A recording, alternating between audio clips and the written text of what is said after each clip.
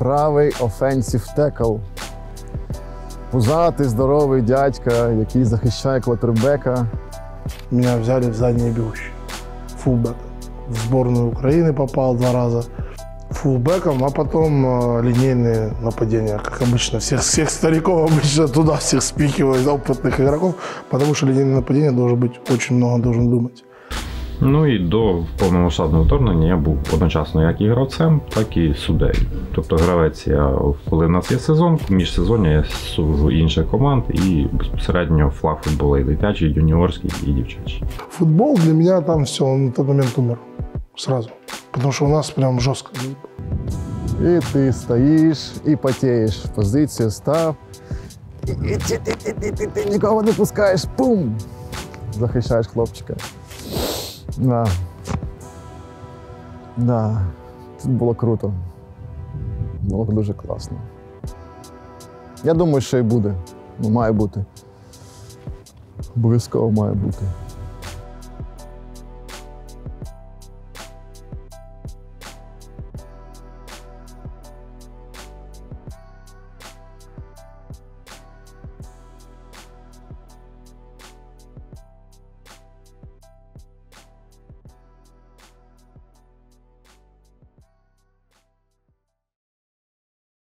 Десь у 8-7 років мене батько відвів на контактне карате. Я 12-11 років прозаймався цим видом спорту. Був чемпіоном України, віце-чемпіоном Європи, віце-чемпіоном світу. Сталася травма. Я випав зі спорту десь на 2-3 роки. І случайно ми гуляли, до речі, з батьком біля Спартака, бо я народився в тому районі. І побачили гру, грали славяні, не пам'ятаю з ким вже, і я просто влюбився.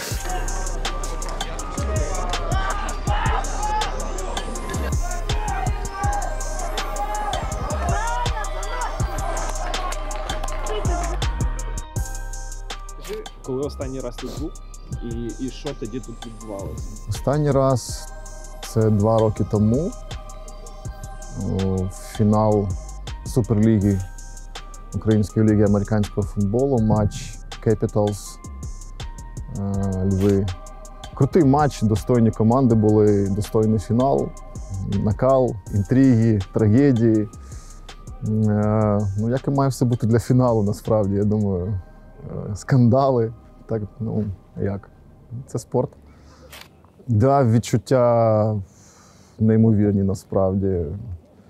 Я як повернувся додому після 20 років відсутності, стільки щастя, поту, сльоз, крові тут було, стільки емоцій, стільки всього.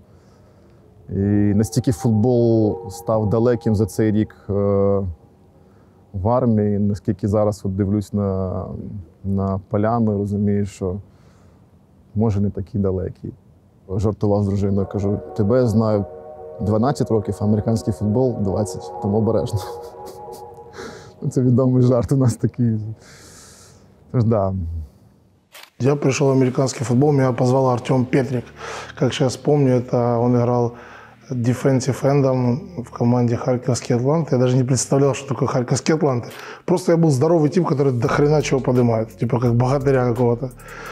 Там в зале там, ну, много жал, много приседал. Пауэрлифтинг. И он говорит такой, Ветл, надо идти попробовать, у нас там весело. Я пришел, попробовал, и все. Весело? Весело. 14 переломов весело. Было круто, мне понравилось. Я бы еще поиграл. А на позиции уже я стал играть в начале защиты. Типа D-tackle, defensive tackle. Оттуда все началось. В сборную Украины попал 2 раза. С белорусами играли. Ну, круто, короче. Фулбэком, а потом линейные нападения. Как обычно, всех стариков обычно туда всех спихивают, опытных игроков. Потому что линейное нападение должен быть, очень много должен думать. Как это все правильно сделать, тактически и тому подобное.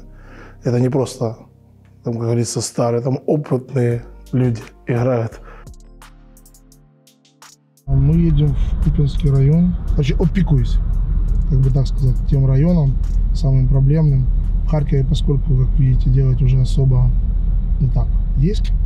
Но я больше занимаюсь предфронтовой территорией, там, где идут бои. То есть для меня это, я считаю, что я больше там нужен. Ну, я просто приезжаю туда, там брошенные в основном люди, делаю опрос, нахожу старших, вызначаю у них потребу, что им нужно, и стараюсь помочь закрыть им это. То есть там сотрудничаю с военной администрацией, сотрудничаю с различными фондами, направляю их туда, чтобы они помогали. То есть некоторые фонды уже не знают, что им делать. Они звонят и говорят, ну, куда нам поехать, чтобы быть полезным. Я вот им направляю, говорю, вот есть четкая потребность, люди, им нужно помочь. Вот, и все. Вот так вот называется это опекуюсь. Вчера вывезли там 15 человек. То есть и так вот каждые 3 дня наши ребята ездят, эвакуируют людей с предфронтовых территорий. Туда, куда мы едем, там нет отопления. Частично бывает свет. В квартирах +4. И это огромный жилмассив.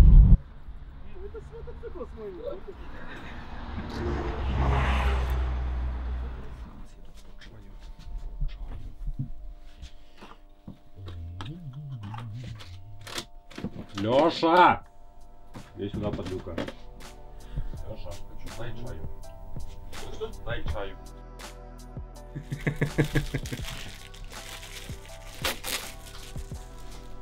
Все, заваривать даже не надо, да? Я А приблизно на 4-5 курсі один із моїх одногрупників пішов займатися в команду американського футболу Сергій, і він відповідно, це був перезапуск Вінницьких Вовків, Вовки 2.0, відновлення команди, тільки перші етапи. Він пішов грати. Якби ми пару раз проходили на його ігри, мені цікаво, особливо не було. Тоді своє життя було студентське, так скажемо, в другу сторону дивився.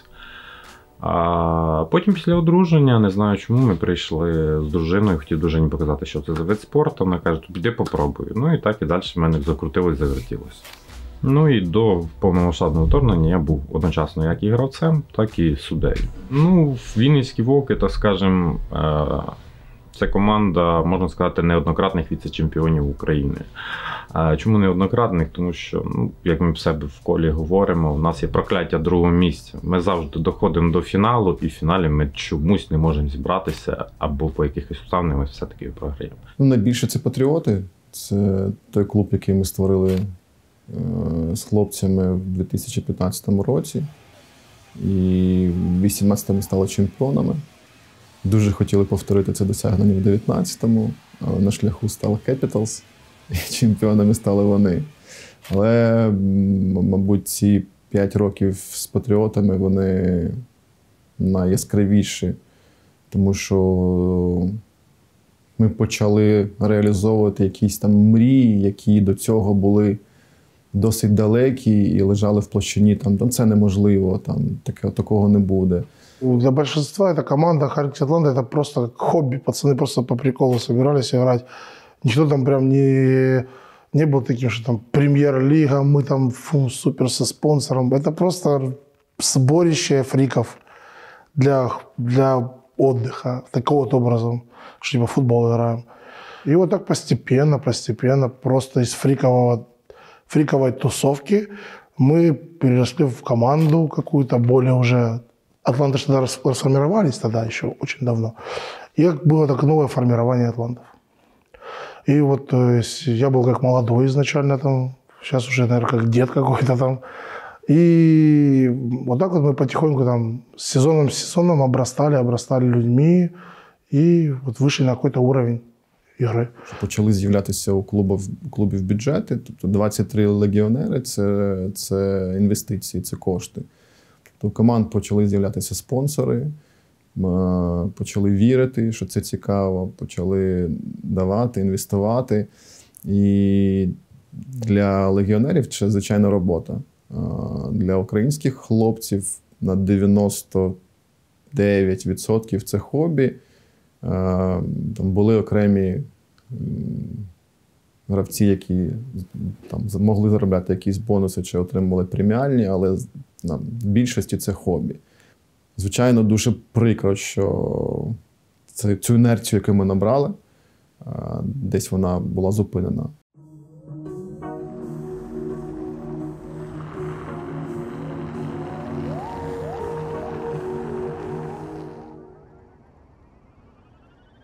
Я знал, что будет война. Говорю, пацаны, будет война, никто не верит. Я за 2 недели знал. Типа, у меня за 2 недели четко было понимание, когда мне закидывают видео, что эшелоны едут. Просто невероятные эшелоны двигаются к сторону Белгорода. Я говорю, будет война, звоню маме, говорю, мам, собери чемодан. Тревожный. Да ты что гонишь, какая война? Я говорю, да, мама, конечно. В 5 часов утра, алло, как дела, мам? Она говорит, война. Я говорю, да. Я говорю, ладно, ты там не переживай, говорю, посиди сейчас, я пойду карточки обналичу. Я пошел карточки обналичивать. Футбол для меня там все, он на тот момент умер сразу. Потому що у нас прям жорстко здесь було. Я вивіз родину на Закарпаття. Там дружина і донька перетнули кордон і поїхали до друзів. Зустрів побратимів своїх футбольних, ужгородських лісорубів. Це Женя Рахімов, це Рома Богуславський. Там же був і Вова Роговець, з яким ми грали у Слов'янах, в Патріотах. Пішли разом всі, як грали на футбольному полі побратими, і разом пішли всі в армію добровольцями. Десь приблизно 10% від усього нашого спортивного ком'юніті футбольного зараз знаходиться на фронті так чи інакше, або у лавах ВСУ, або якось активно волонтерять. І то більше 50 людей – це 100%. 14 років я не відчував війни. Ну, воювала десь там, стріляла десь там. Коли воно зачепило, так скажемо, територію, на якій я вже проживаю, я зрозумів, що це не те. Тобто необхідно вже долучатися до лав Збройних сил. Ми долучилися з побратимом Русланом, який, до речі, також грав в футбол і загинув. Тут же він був моїм замісником.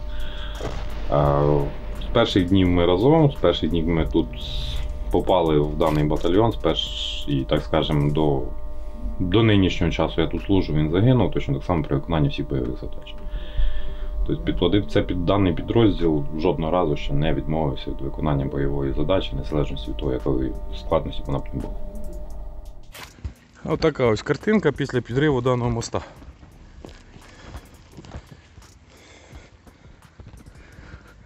Поки що відео змушений перезупинити. Оглядаємо. Чай. Плюшки-печенюшки. Плюшки-печенюшки. Є зефірчик, є халва. Де ще є печенюк. Ми себе балуємо. Ми живемо одним днем. Нам можна. Осколок зайшов в бік, там в пластині він досі знаходиться. Ще десь отут в боковушки було. Тут, не тут, не тут. Десь тут. Да. Десь ще має бути. Коротше, так скажемо, бронежилет мені тоді сильно мене не врятував. Мені якраз поранення прийшлося всю ліву сторону, я якраз на бік впав, то виходить, що мене, так скажемо, Бог милував відносно цього. Тобто поранення в основному м'які ткані, сильно не... єдине, що є, це тріщина в нозі. Ми приймали участь в штурмових діях навколо Лиману, коли брали Лиман в оточення. Ми приймали участь в одних із підрозділах, прикомандировані були, ми приймали участь в захопленні населених пунктів і відбиття протитанкового напрямку. Я вставал в 5 утра, у нас команда была с 5 до 3. То есть я с 5 до 3 вывозил людей, и в основном это была Салтовка, там, Жуковского поселок, такие страшные прям районы, где может прилететь каждый день. Я вот это вот ездил на своей, у меня был тогда еще Жигули, я на Жигули ездил, вывозил людей.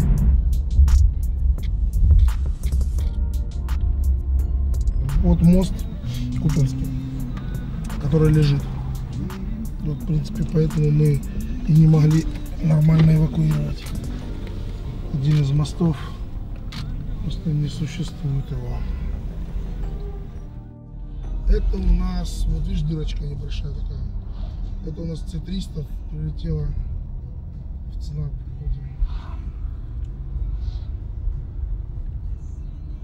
Вот дырочка.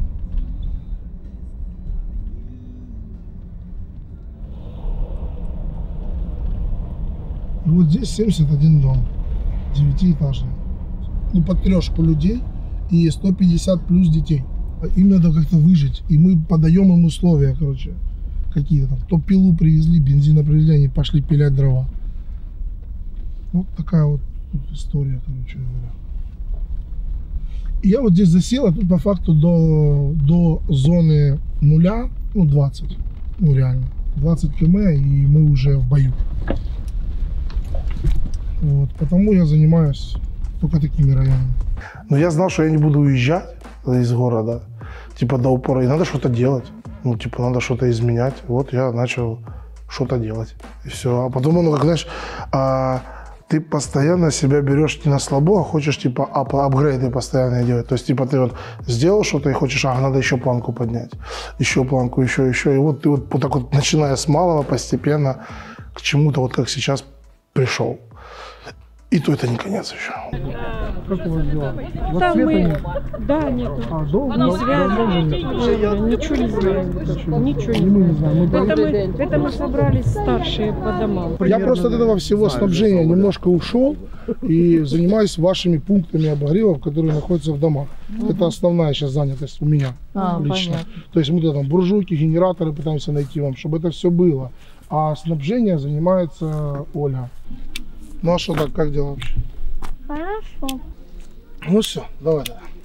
До свидания. До свидания. Скажи, хто загинув із футбольного ком'юніті? Ярослав Махонько, це гравець київських патріотів. Олександр Кінін, це з Долбунівські Орли. Він посмертно нагороджений орденом за мужність 3-го ступеню. Це Ігор Бойко, він починав у Вовках, останній рік грав в Патріотах. Це Дмитро Сербін, Київ Кепіталс. Це Сергій Сапожнік, Вовки, і Данило Богуславський, Ужгородські лісоруби. На жаль, Царство Небесне – це наші герої. Багато хлопців твоїх пішло в армію? Это человек, наверное, 8, я думаю. Я точно просто так не перечислю. Там было как и шло. Были старики, которые, и мнение, и вообще все учитывалось. И были молодые. Вот из молодых человека 4 ушло, и из стариков, наверное, человека 4 ушло. И парни, сейчас там, кто в ТРО был, кто ушел в ЗСУ, кто был в ЗСУ уже до этого, кто пошел там в ТРО, потом в ЗСУ. То есть, 8 человек было, один из них погиб, Алексей Быковский.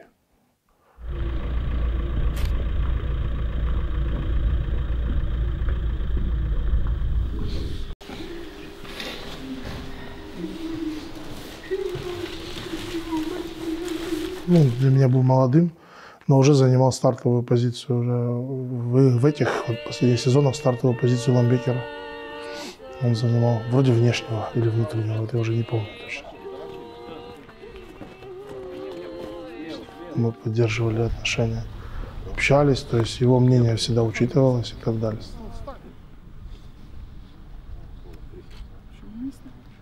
Що американських футболістів так багато на війні, то в нас їх не багато. У нас обмежена кількість, так скажемо, людей зараз з американської спільноти безпосередньо приймає участь у збройних конфліктах. Здебільшого футболісти пішли не до лав ЗСУ, а вони пішли до лав ТРО. А ТРО тільки ось останні місяці почали задіювати крупномасштабних як штурмових, так і бойових операцій.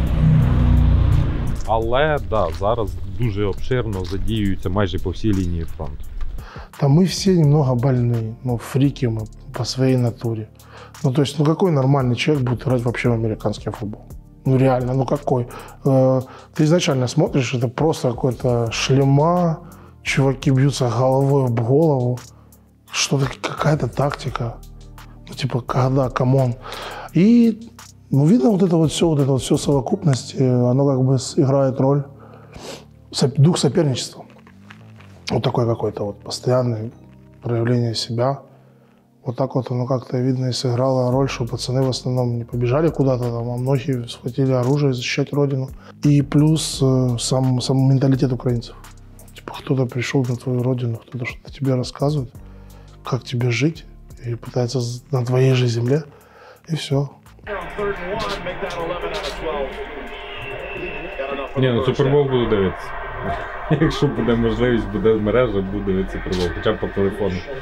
Я зараз за сезоном особливо, так знаєш, хайлайти подивився, навіть не знаю зараз сітка яка. Якщо ми будемо тупо зацікавлені і зазумбовані війною, то який сенс цього життя? Ми повинні розбиратися як спеціалісти в своїй сфері, але ми повинні трошки розвантажувати голову, тому іначе ми просто з ума зійдемо.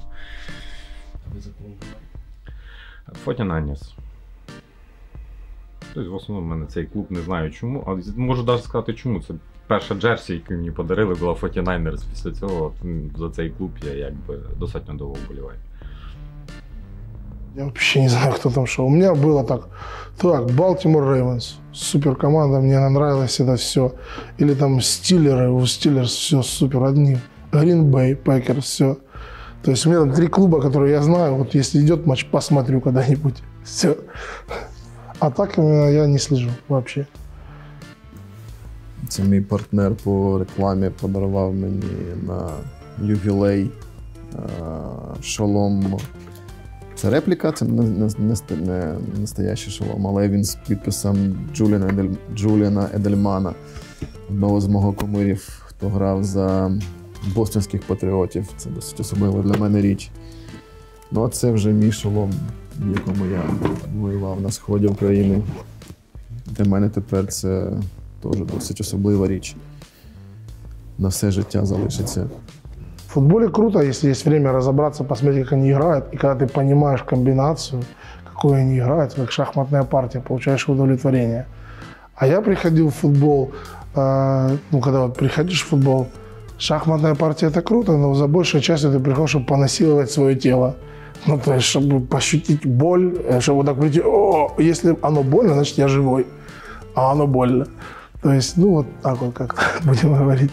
Якби спортсмени – це відчайдухи, а особливо з американського футболу, враховуючи, що цей вид спорту, так скажемо, трошки не для слабонервних, як всі думають, хоча це достатньо простий вид спорту і не сильно то він травматичний, там треба просто фізичний хороший розвиток мати. В нас в крові це. Тобто першого дня, коли ми заступаємо на поле, коли ми просто вдягаємо каркас, вдягаємо шолом, беремо м'яч, ми одразу починаємо думати, що ми на полі, так скажемо, змагань. І це поле змагань мало чим відрізняється від зони бойових зіткнень. Тобто, ми одразу, як воїни, як то кажуть, оділи каркаси, вступили в бій, точно так само і нас тут знаходиться. То і, можливо, саме гравці американського футболу, як то кажуть, не побоялися і одразу пішли в будь-які центри допомагати. На полі 11 людей. Якщо десь хтось налажав, то валиться там вся комбінація. Да. Хтось десь там не прикрив, хтось десь пропустив. Тобто ти дуже залежний від плеча твого побратима. Так і тут від плеча твого побратима залежить фактично твоє життя. Якщо він десь налажає, або ти налажаєш, десь ти зівнув, прогавив, закурив там вночі, там, не вийшов на чергування, проспав, ще щось не додивився, ну це може коштувати життя, програшу. Ну, дякую. Програв. Я взагалі працюю в лінії, майже по всіх позиціях в лінії, що захисту, що нападу. Останні роки це лінія захисту, як ми жартували час з Русланом, коли ми прийшли сюди вже служити. У нас була така головна фраза, типу, ми були в команді з захисниками, маємо державу боронити. Це один із принципів, чого ми тут і чого ми саме, так скажемо, в захисті, знову ж таки в захисті. В напад поки що ще не попали.